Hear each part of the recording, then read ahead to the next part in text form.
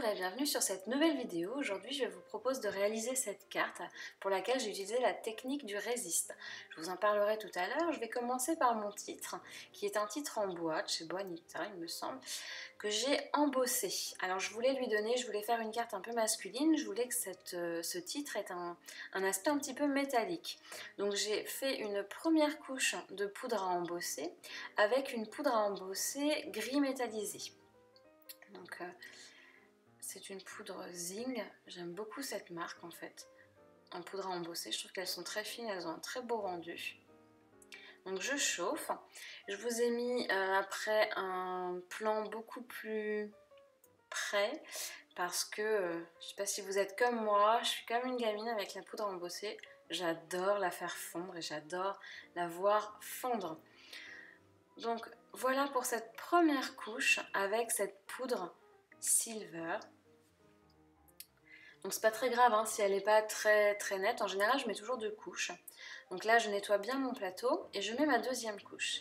Mais pour mettre ma deuxième couche, je ne vais pas remettre cette poudre grise, je vais mélanger en mettant une poudre noire. Et quand je vais la fondre, le gris qui est en dessous va refondre en même temps et les deux poudres vont se mélanger et donner un aspect métallique que j'aime beaucoup à cet embossage. Voilà un petit peu le résultat. Je trouve ça vraiment très chouette et ça donne un petit effet masculin. Je prends 2 morceaux de papier aquarelle, de la Distress, de la Memento grise, un tampon pour mon fond, un autre tampon, la 5 Easy Art pour la technique du résiste, et puis pour mes techniques mes tampons de fond, je prends un tampon mur de briques. Donc je prends mon premier papier, celui qui sera ma carte, hein, donc j'ai dû prendre 9,5 sur 14,5 si je me souviens bien.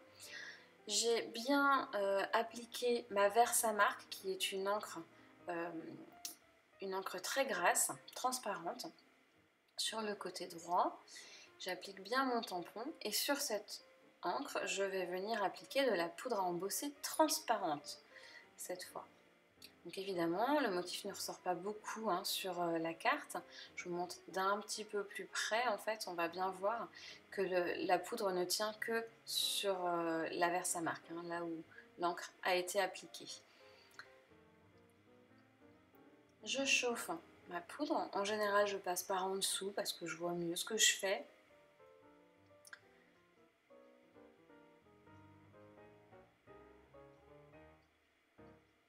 On ne voit pas grand chose, hein, puisque évidemment la poudre transparente sur le papier blanc, c'est vraiment tout l'intérêt de cette poudre blanche transparente sur le papier, c'est pour la technique d'après, hein, c'est pour l'ancrage en fait. Qui va faire ressortir en fait ces parties qui sont embossées sur laquelle, étant non poreux, en fait, la surface devenant non poreuse, l'encre ne tiendra pas. L'encre résistera à cet endroit-là. Donc même chose, avec un motif beaucoup plus gros cette fois.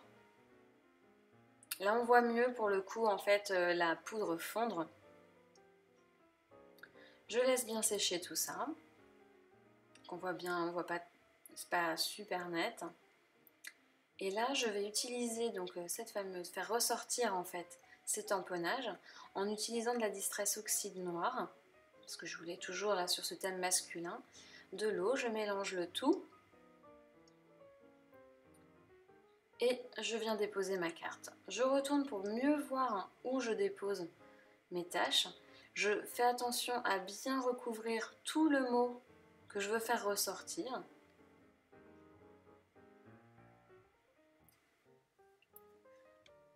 Et ensuite, il faut laisser sécher. Alors, ne chauffez pas avec un heat gun parce que la poudre à embosser va refondre. C'est pas le but. Donc, soit vous laissez sécher à l'air libre ou au pire, vous utilisez un sèche-cheveux. Je viens nettoyer un petit peu, vous voyez, en fait, l'encre a fait un petit peu des petites taches sur l'embossage. Donc, je viens essuyer, ça s'essuie très rapidement hein, parce que l'encre ne se tient pas bien dessus, en fait. Donc ensuite, avec de l'encre grise et un tampon de fond, ça peut être des écritures, là j'ai utilisé un mur de briques. J'ai aussi d'ailleurs utilisé mon petit tampon écriture ensuite par-dessus. J'avais coupé la caméra donc j'ai complètement oublié de le filmer, mais j'ai aussi tamponné quelques écritures en fond. Ensuite, j'ai recolorisé un fond de papier avec de la Distress Oxide Black Soot et de l'eau. Là, la dimension du papier importe peu puisque de toute façon, c'est juste pour créer un fond coloré qui soit assorti à ma carte. Donc, j'ai bien ancré en fait mon fond de papier. J'ai utilisé toute l'encre que j'avais sur mon plastique, quitte à l'avoir, autant ne pas gâcher. Donc j'ai colorisé un maximum de surface que j'ai séché. Là pour le coup je peux le faire au heat gun puisque je n'ai pas d'embossage. Et par-dessus j'ai tamponné ce tampon étiquette de la Scraposphère. Quand je le fais en général je le fais plusieurs fois puisque je me resserre finalement de ces étiquettes pour d'autres projets après.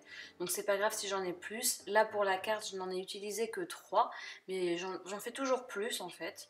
Quitte à utiliser le tampon et le fond. J'en fais plus, je les utilise sur d'autres projets après. Je tamponne tout ça, je sèche bien mon encre et je viens coloriser les cadres de certaines étiquettes pour assortir encore une fois ma carte pour laquelle j'avais choisi un petit papier rouge. Alors pour faire ça, j'utilise de la Distress classique et non pas de la Distress Oxide qui est un peu trop couvrante. Je viens aussi sur le fond de ces étiquettes tamponner très légèrement, très discrètement ce petit tampon écriture que j'ai fait aussi sur mon fond de carte. Ça habille un petit peu ces étiquettes. Vous voyez là on voit les tampons qui a été fait sur le fond de la carte. J'ai oublié de filmer, mais on le voit bien finalement, c'est avec la même encre, avec la Memento Fog, London Fog. Ensuite, j'ai choisi un papier rouge qui fait ressortir un petit peu le contraste de cette carte. J'ai aussi utilisé deux petites matrices de découpe engrenage pour ressortir le côté masculin. Je fais mes petits collages d'étiquettes. J'ajoute un petit peu de fil à coudre. Encore une fois pour le relief et le mélange des matières. J'aime beaucoup mélanger les matières.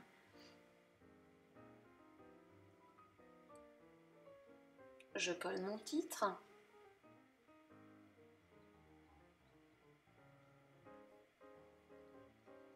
J'ajoute un petit engrenage encore en relief pour faire jouer la diagonale. J'aime bien travailler les diagonales.